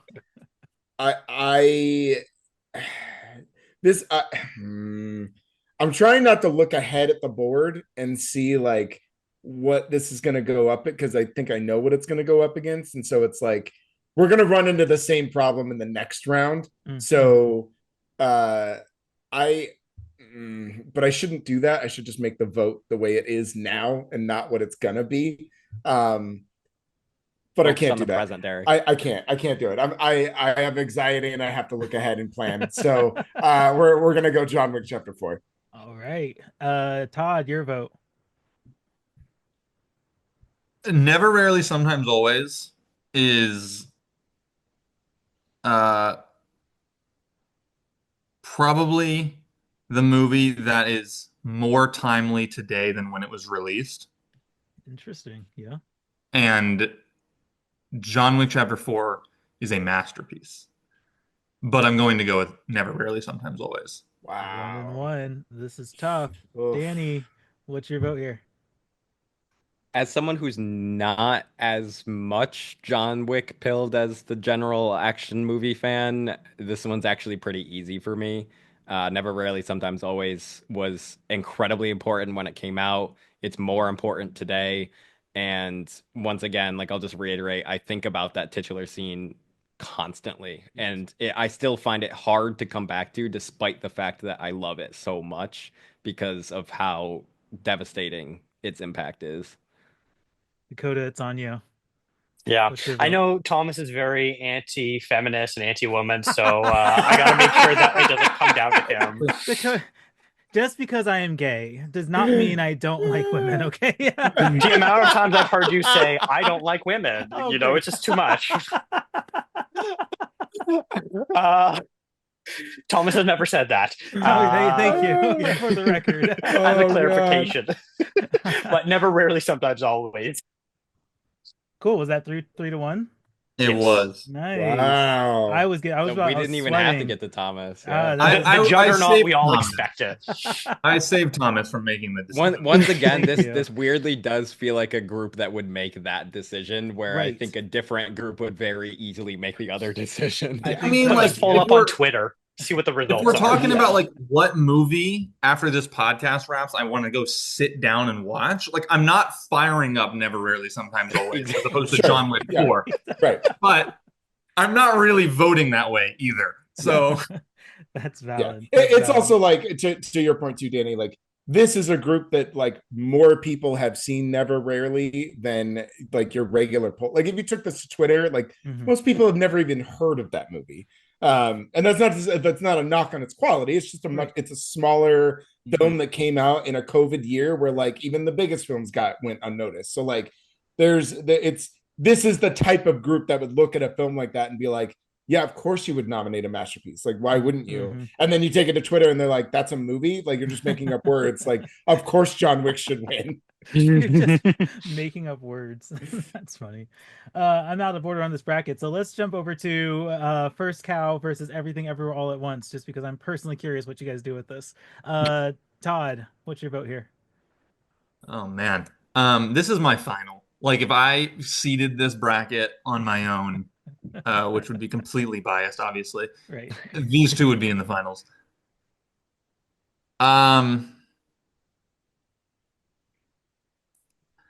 I don't have anything, and this is terrible podcasting. I don't have anything interesting to say that I haven't already said about both. I'm going to go Everything Everywhere, and it's there's not even a reason. If I were voting fourth, I might go First Cow. It's more of just like it's a coin flip for me. Like literally I could flip a coin. Uh-huh. Danny, what's your vote? I knew I had a really strong feeling that the blind spot that would impact the bracket was me not having seen First Cow, because I do really respect immensely Kelly Reichardt as a filmmaker, and it's just a blind spot that I just haven't covered. I can't on ethic vote for something I haven't seen when I love the alternative option as much as I do. And I actually just hung an Everything Everywhere All at Once poster. I can't show you because it's like behind the screen, but I hung it like this weekend. Nice. So I have to go Everything Everywhere All at Once. All right. Dakota, your vote. Gonna continue being the contrarian for this matchup, so it is First Cow. And Derrick. Yeah, I'll make this easy. It's just really hard to vote against Everything Everywhere. I even if it's going up against one of her better films for sure. Everything Everywhere has to. It's just got to move forward here. It's tough, guys. Let's go over to Problemista versus RRR. Do not fail me here. Danny, what is your vote? Oh no, he says do not fail me and then goes. Do you want to be on this Danny. podcast again? This is actually what I'm really struggling with. This I was looking at the Elite Eight board. I had a sense that this was gonna maybe come down to like an indie versus blockbuster type of conversation, because we have some mega blockbusters here and we have some really critical darling indie movies as well, and how that sort of plays out was maybe gonna shape the direction. I love both movies very dearly. They were both in the top 10 of my respective best of the years. I am gonna go with the film that surprised me more, and that's RRR. Right. Dakota, what's your vote? Yeah, haven't seen Problemista, so RR is getting my vote. Derrick, your vote? I just want to say I absolutely love watching Todd and his reactions as other people look like he is genuinely taking this bracket thing so seriously, like he's watching actual games, and I love it with my whole heart. Like I love it so much. It's so great. I'm just crushing tape on everyone's voting pattern. Running the algorithms. I'm like, oh, we have a 66% chance that Danny's gonna pick RRR here. Can we get some live stat graphics going on here, Thomas? Yeah. Right, yeah. I just have like a voting difference, like a really unnecessary stat in the corner that's like, so far the lead is 1-0 for RRR. Yeah. Checking out Thomas's letterbox score, this is what we expect to be the winner. All that being said, I do love Problemista. I think it is just Julio Torres. What he does is just so singular and so smart and so just different and unique. But I said when I was predicting the future that like whatever we do with John Wick Chapter 4 against Never Rarely, we're just gonna have to do it again in the next round, which means I'm gonna have to move RRR forward, and now we have to have basically the same discussion. So Same conversation, yeah. Blockbuster versus critical indie. Yeah, and Todd, just for the record, what was your thoughts? I'm voting for RRR, but I do want to just point out that it's kind of incredible that this like what would have been for basically every other Caligula film, like completely overlooked in the West is like now positioned as David versus Goliath with like probably some, like the Sundance SNL written like darling, and we're like, it's just the David to this massive blockbuster that like a massive blockbuster, sure, but it's not like RRR is your typical massive blockbuster. Like this is 100% the exception to the rule. Yeah, That's a fair point to make. So yeah. All right. And for the last position, Dune Part 2 versus The Batman. Dakota, what's your vote here? This is really tough for me. Both are excellent blockbusters, and frankly, you can't go wrong with either pick. But I can't go against Dune Part 2. Derrick, your vote. Yeah, same. And I'm not even that big of a Dune fan. I really just don't care for the lore of the world. But there are things in Dune Part 2 that legitimately blew me away. And I grew an appreciation for what Villeneuve is doing. And he's actually one of the few directors I've done a full complete filmography watch. So I'm gonna go. It hurts because I don't like voting against my favorite superhero apparently. But I'm gonna go Dune Part 2. All right, Todd, your vote. Only one of these movies has Florence Pugh.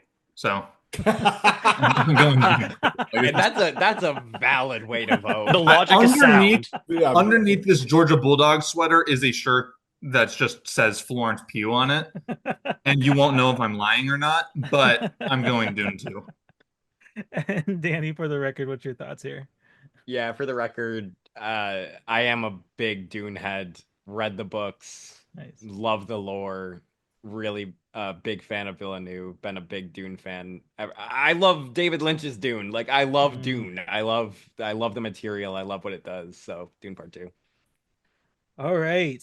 I don't know where this is going to go from here. This is where my foresight ends. And I'm so curious at how this conversation is going to go. So for our final four, we have Dune Part 2 versus everything. It hurts to say.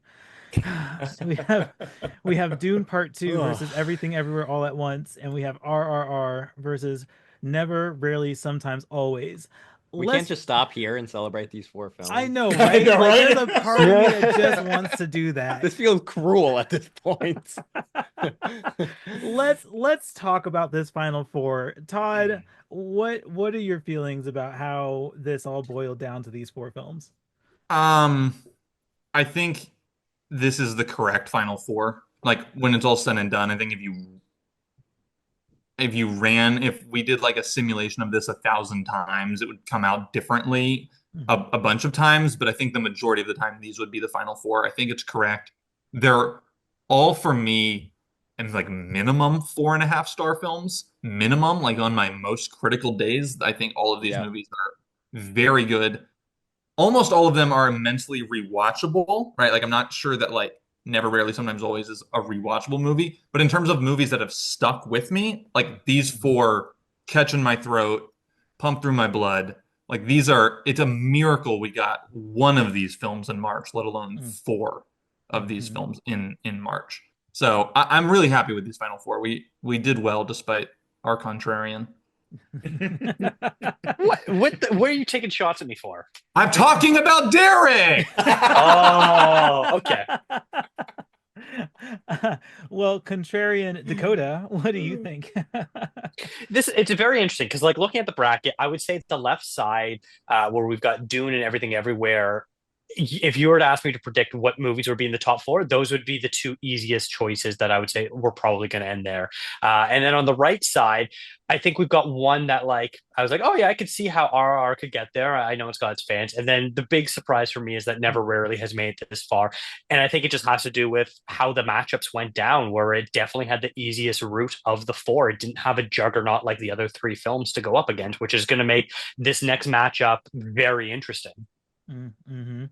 Danny, what are your thoughts on this final 4? Yeah, definitely echo Dakota's sentiment. And just like first glance, there was a path that you could pretty easily piece together for how Dune Part 2 and Everything Everywhere All at Once could get there, despite the black bag, in my opinion, unfounded support. But whoa. I will not tolerate this slander, Danny. I was there for you in 1001. Everything in my bones like is pained when I have to go against Derrick, but like in this scenario, I have to go against Derrick. The right side, I did feel like it had a little bit more chaos to it. Like, for example, John Wick Chapter 4 could have lost in the first round very easily, and I think if it had, After Yang might be the final four representation for that bracket, for that bottom right bracket. So I think that there was just a couple of votes here and there that swayed things in a direction that made things a lot more interesting on that bottom right corner. But as a whole, I again like echoing my sentiment earlier, I do think like this sort of like big, bold vision type of movie versus the the two smaller movies that we see on the bottom half here is a really interesting dynamic that unfolded with kind of blockbuster versus indie film. Mm-hmm.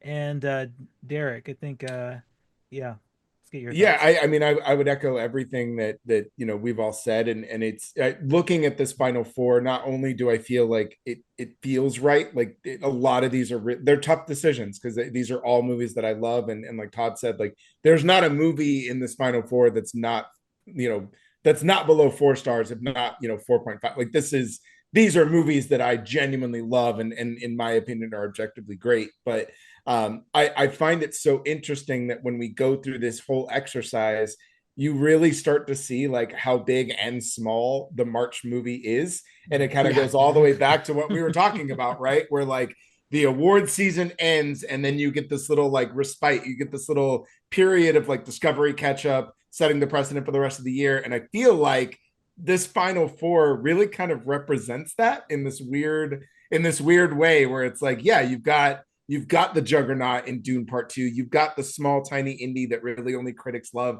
You have this international sensation that people just gravitate towards. And then you have this really oddball South by Southwest, critically acclaimed juggernaut that came out of nowhere. Like it's like so representative of just the chaos you get in March and April. So yeah, I think it's a pretty interesting Final Four. Yeah, I don't Derek, think to we that could note, if we had looked at this Final Four as like outside of our critic realm, like have. if you were like a general movie watcher that doesn't like, as isn't as invested, I would love for somebody to try to guess what month these four movies came out. Because I genuinely feel like, outside of my own knowledge of knowing when Dune Part 2 came out because of the whole delay and knowing that Everything Ever All at Once was a South by Southwest movie, I actually couldn't really pinpoint in my head where Never Really Sometimes Always exactly came out. And then RRR was this like weird, like when did it come from India to the US? So like I actually feel like it is genuinely hard to try to pinpoint what month this came out in. And that again speaks to the sort of like chaos of like what is March? It's this sort of weird in between. Yeah. Yeah. Yeah. I look back on I think the decision that I'm looking back on most was that John Wick Chapter 4 versus After Yang decision I had to make. Um you're welcome, never really sometimes always people that I helped that go up against John Wick Chapter 4 because I don't know what I would have done if it was never really sometimes always against After Yang. Oh, Uh That's brutal. That's really tough. yeah, so you're welcome. That's not that hard for me. I don't know why. I'm a huge Kogonada person. That just wouldn't have been that hard for me. Like I think Never Rarely Sometimes Always is best of the decade type stuff. And I think After Yang is very good, but there's one of them is like a cut above for me personally. Interesting. All right. Well, let's get into it. We're coming down to it.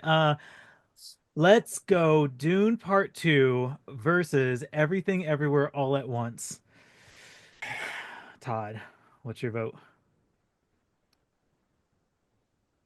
Do it. Come on.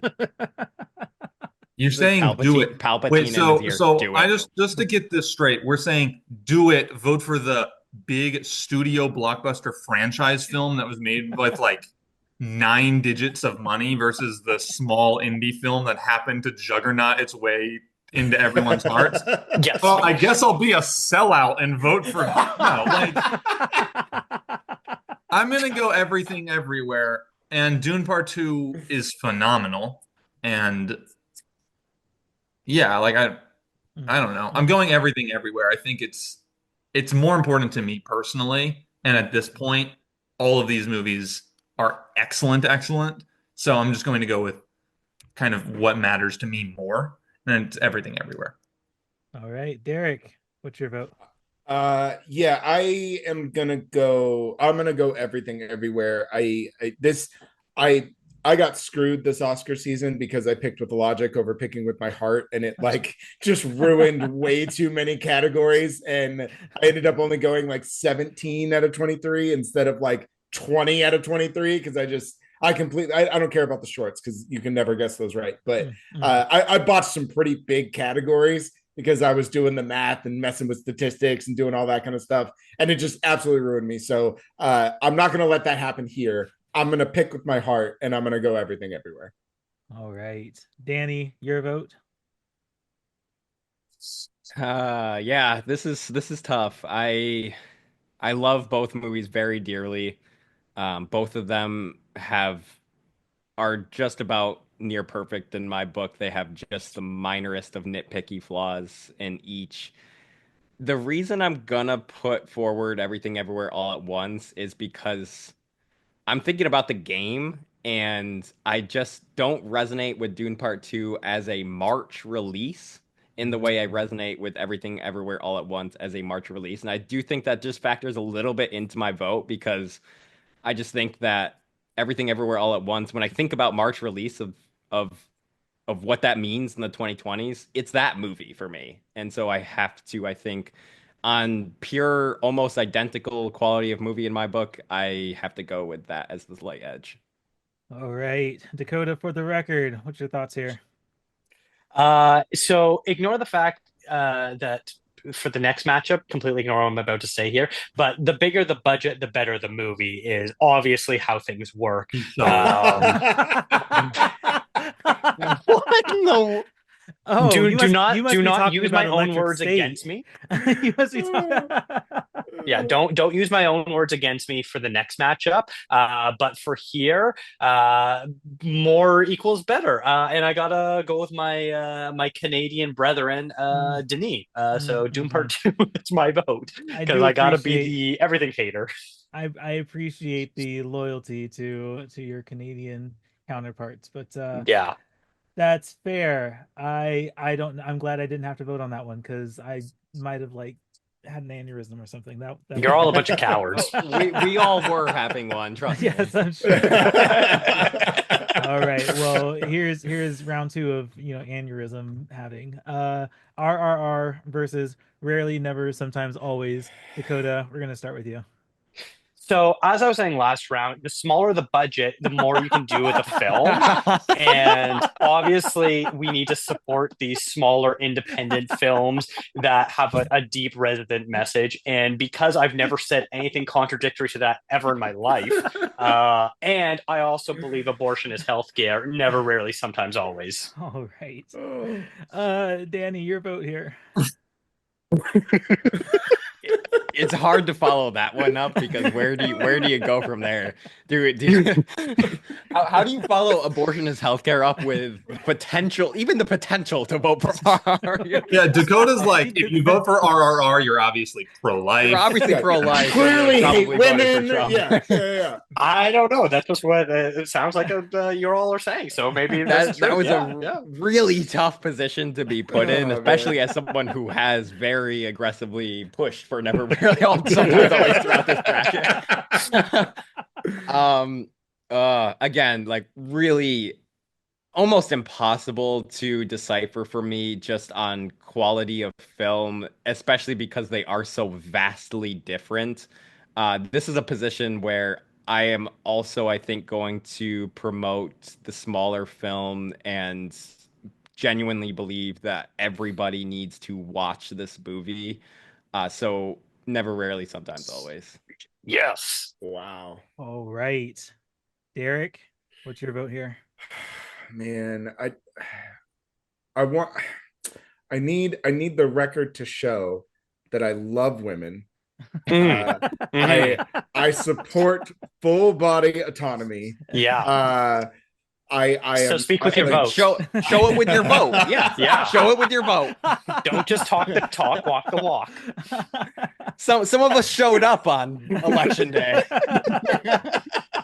Oh, now I feel like if I vote for RRR, I'm just one of those like turncoat Democrats that are like, we can't vote for this bill. Actually, I'm going to vote for this bill. Oh God. Do what you need to do. Yeah. Again, this is about the films. I know. It's like it's hard because there's such a joy and so much fun that goes into something like RRR, where it is the film that you can pack a theater out with, and everybody's gonna dance and everybody's gonna have a good time, and it's big and it's loud and it's wild and it's just such a great event. But there is also something to be said for a film that, like we stated before, is somehow not somehow like is dangerously more relevant now than it was when it was made. And like those things, I do feel like those things need to be seen and they need to be highlighted. I want to abstain from this so bad. Not allowing it. The moderator I know does not allow it. I can't even believe I'm going to say this out loud. I'm actually going to go Never Rarely. Oh, wow. I can tell you right now, when I saw this, I was like, hell yeah, dude. Everything versus RRR, let's fucking go. Like, that is, like, I had decided that in my mind, and I think we need to stand by our truth, and if we're gonna carry this movie this far, we might as well just carry it all the way to the end and see what happens. So there we go. Todd, for the record, what's your thoughts here? I mean, my vote doesn't matter here. Like classic American voting.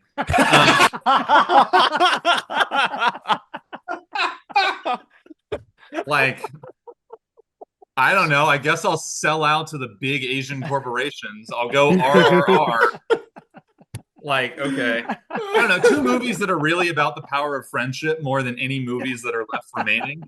And RRR is phenomenal. Yeah. I'm glad I don't actually have to do the deciding vote here, because if Derrick had picked RRR, I would have been the deciding vote, because I think we all know Thomas would have tiebroken for RRR. So yeah. Thanks for saving me, Derrick. You're welcome. You're welcome. For the record, I will go RRR though, just so it's not like a clean sweep. There you go. And honestly, in between, I don't think there's a wrong pick to like between those two. In my opinion, like you really like there is no wrong pick, because we could run this again, and I would probably pick RRR. Like it's just if Derrick had pulled first on that and he went RRR, I see a world where it went RRR. Like, yeah, absolutely. Yeah. Like once we got to those final 4, it's almost indecipherable on quality of film at that point. Yeah. Well, we have one more decision to make, guys. It has come down, for everyone listening, it has come down to Everything Everywhere All at Once versus Rarely, Never, Sometimes, Always. You just purposely screwing up the title? Like a lot of words. It's a lot of words. Never, Rarely, Sometimes, Always. I got halfway through and I was like, did I say that right? I don't think so. Never, Rarely, Sometimes, Always versus Everything Everywhere All at Once. It's the whiskey at 10 a.m. is what it is. That's we're gonna blame everything I do wrong on that. That's fine. Dakota, I just want to get everyone's thoughts before we submit our final votes. Dakota, how do you feel about this final matchup? I mean, this is a pretty crazy one. Like I said last time, EAO, I think, was the number 1 seeded film, I'm guessing, in the entire thing. So there's literally no surprise that it's here.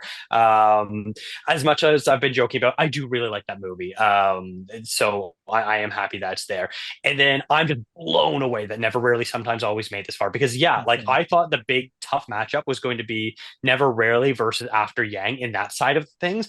And I could have seen it going the complete opposite way, where I could see After Yang being the other finalist, potentially. Great. Todd, how do you feel about this final matchup? I mean, I know Dakota's like not cultured, so he's surprised that John Wick, a trained assassin, killed his chances at an After Yang Never, Rarely, Sometimes, Always matchup. But I'm really happy with this finals. I think you have... I think it's funny because, like, obviously this is about March releases, but I keep going back to, like, it almost, when we got to the final 4, if you had told me, if like you'd taken the name off the bracket and my participation off of it and just presented those four and said what was the bracket about, I wouldn't have been surprised if it was a like best of the decade bracket. So for it to be these final two, I think you have on one side maybe the movie that's defined the 2020s more than any movie, and then on the other maybe the most important movie of the 2020s. So in that regard, I'm really proud of us and of these coming to the end. And yeah, it's tough. It's a tough decision. It's going and to be for sure. Two good movies. Yeah. Danny, your thoughts on these? Yeah, absolutely. I think this is a wonderful representation of what March can do, what March can be, and I think that there's almost like a secondary poll as I'm looking at this, just and also just kind of in the way it's visually organized, where it's like Dune Part 2 versus RRR and Everything Everywhere All at Once versus Never Really. So like if they had just been rearranged it and those two polls had played out, it would be almost a different way of thinking about it. But like I said throughout, I think this is a really cool way to understand what March can be, with a film that propelled its way from a March release into the hearts of so many people, all the way to a Best Picture win, versus a film that far less people have seen, but those who have seen it have been greatly impacted by it over the course of the last 4 years and continue to resonate with it as it becomes more and more prescient and important. So I second the feeling from Todd about just being proud that this is the outcome. But I think there were pretty much no wrong answers once we got to that final four. Derrick, last one. Let's get your final. Yeah, I mean, just honestly, just echoing the sentiment of everyone, and I also think that it is a really great representation of this show, because this idea of like all my friends are movie fans, like it is clear that you have brought on genuine movie fans that watch movies, right? Like we don't just watch a couple, we don't just watch superhero movies, we clearly watch more than 12 films a year, like and that's not even like it's not even like a critic thing, right? Like it's very apparent that we love movies. Like we genuinely love film and we love cinema and we engage the cinema on a regular basis.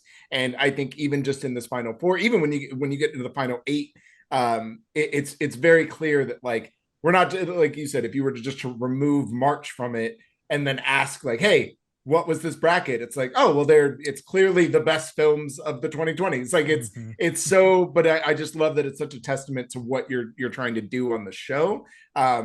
Because yeah, this feels like all your friends are actually movie fans, and like they brought in like this incredibly culturally relevant superstar from its year, and then you bring in this very criminally underrated but vitally necessary watch and make them go head to head in the final. Like that's just that. I think that's cool. I think it's really cool that it ended this way. I am so happy you think it's cool. Now you have to vote. Derrick. Oh no! I wasn't gonna do that. No. Actually, this is where it becomes really uncool in my book, and I think I'm actually good. I had a hard stop at 2:52 p.m. Eastern Standard Time. Yeah. I gotta go feed the dog. No. Yeah, The monitor says. Yeah. I was saying all that because I thought you were wrapping up. We were wrapping up. Just the end of the show. It was a very nice conclusive statement, but we have one more round to do, guys. Derrick. Great. You can find my work over at Continuepod.com. Thank you so much, Thomas. What are you making me go first for? Because you just gave a beautiful speech. I just want you to follow it up with your vote. God. Jesus. I'm gonna go, and this. Good luck, buddy. Good luck. There's no right or wrong answer here. So the analytics depend on your answer. Todd's stats are coming out now. Todd's running the math on how many of the first choices ended up winning the poll. Yeah, right. The lead in the first quarter. So this is something. So when I do any kind of ranking. And not necessarily like when I select best of or things like that, but whenever I'm like, and I hate to do this, but just to kind of contextualize my decision here, when I rank things in the MCU, whatever part, phase, whatever that is, I typically will lean more towards rewatchability of whatever that MCU movie is, because I tend to think that those are more synonymous with quality. Now, that doesn't necessarily apply here, but I'm going to apply it here, and go with rewatchability. And I think of these two, the movie that I want to go watch now is Everything Everywhere All at Once. And I don't want to take away anything from Never Rarely, because it is a film that you should see. But if we're talking about like what's going to happen when I want to get a glass of whiskey and just sit and watch a movie, it's going to be Everything Everywhere, and that's going to be my final answer. All right, Todd. Everything Everywhere All at Once, or Never Really Sometimes Always? So my plan to have the two longest titles in the bracket. It worked. What the fuck Almost happened to Do Not worked. Expect Too Much from the End of the World? Yeah, I was pushing hard for it. I was just on the wrong side of the numbers there. I knew we were gonna have to foul on the play and go with Never Rarely. I'm gonna go Everything Everywhere. I think Never Rarely Sometimes Always is a beautiful movie and is a super important movie, and I've said all of that like 4 times now. I think Everything Everywhere is like number 2 on the decade for me in terms of just like my favorites. Maybe not the most well made, but in terms of my favorites, how it hit me, what it means to me, what it means to movie going, and yeah, and it being a March release and it really carrying that steam. So I'm gonna go Everything Everywhere. Dakota. Everything Everywhere All at Once, or Never Rarely Sometimes Always? I'll tell you this. If RRR had moved through, I would have voted for Everything Everywhere. Oh, interesting. But it did not. Never Rarely has been my passion pick this tournament, and I do have to go there.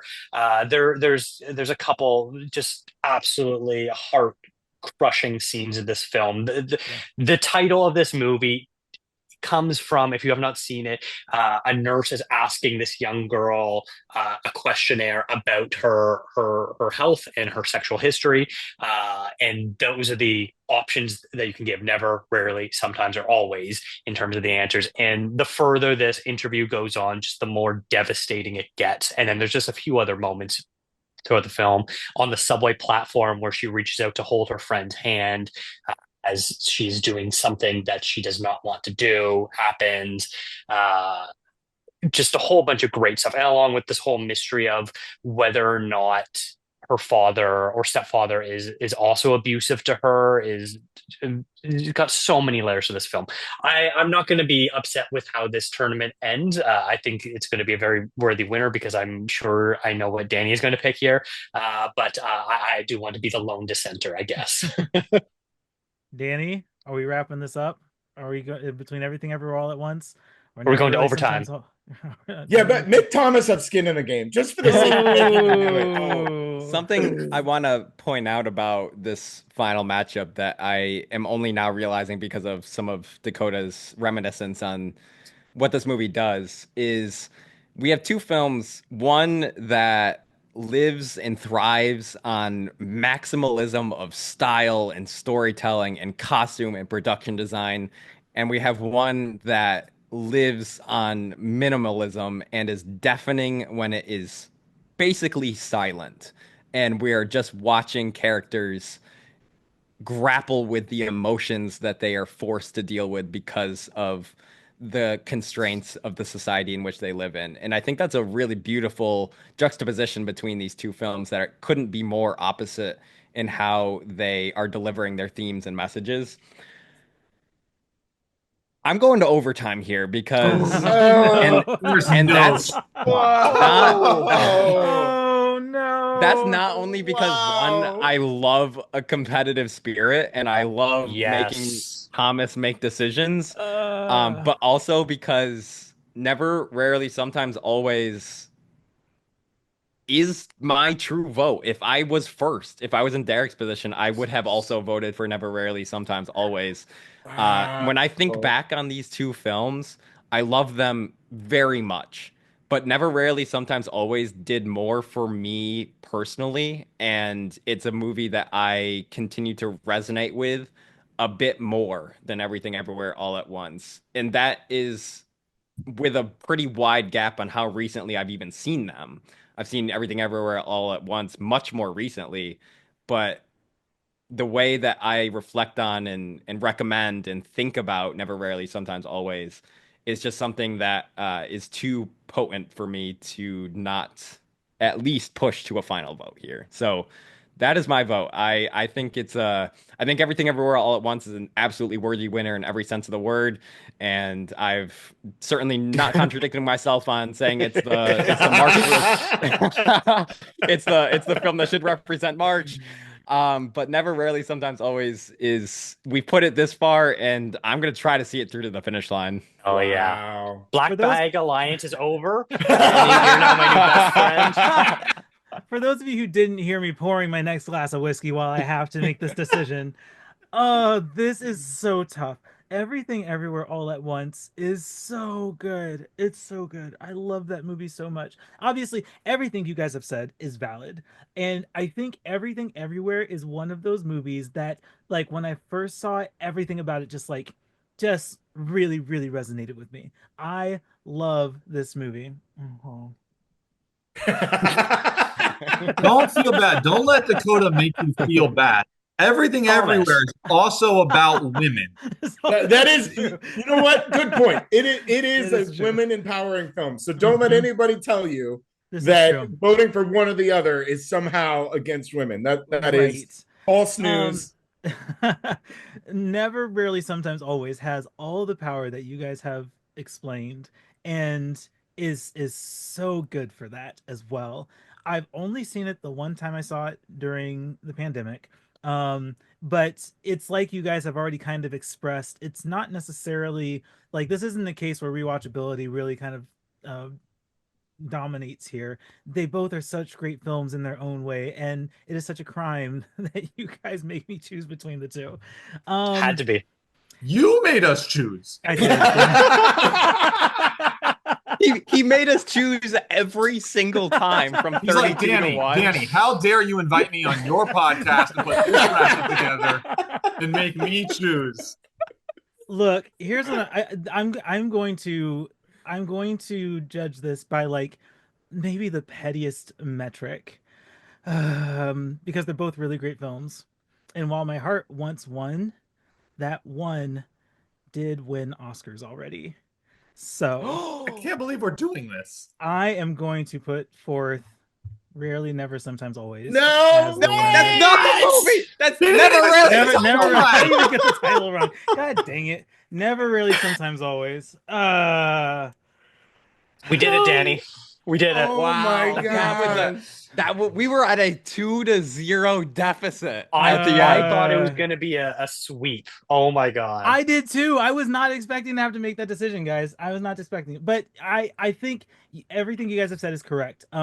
They're both really great films. They both are important in their own ways. I just want more people to know what Never, Rarely, Sometimes, Always is. So I'm gonna put that as the winner. And I actually, I think this is a totally valid way to think about it, because Everything Everywhere All at Once, if that won the bracket, everyone would say, yeah, obviously, like that makes complete sense. Like, of course it would win that bracket. But I think to open the conversation to something else that obviously resonated with all of us in a very major way, and to have that be the outcome, I think is a really valid conversation to have. Yeah. Any other thoughts about this choice? This really impossible choice y'all made me make. I really did not see this. I'm gonna be honest. I really thought that when we put it to you, I was like, that's it. Never Rarely. We took it far as it could go. It probably went farther than it should have. And then you, dude, but again, like, there is no wrong choice here. Like, Right. they're like,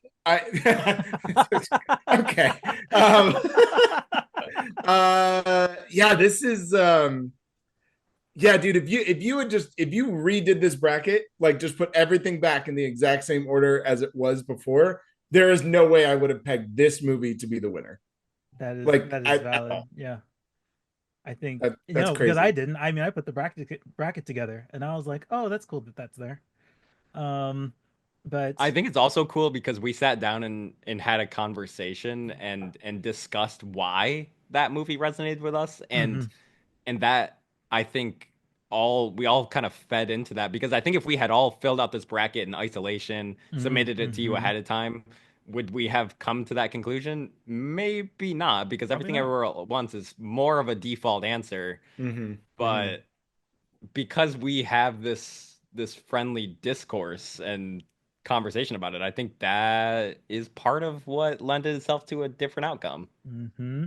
No, this is great. This is why conversation is so important, especially in like film.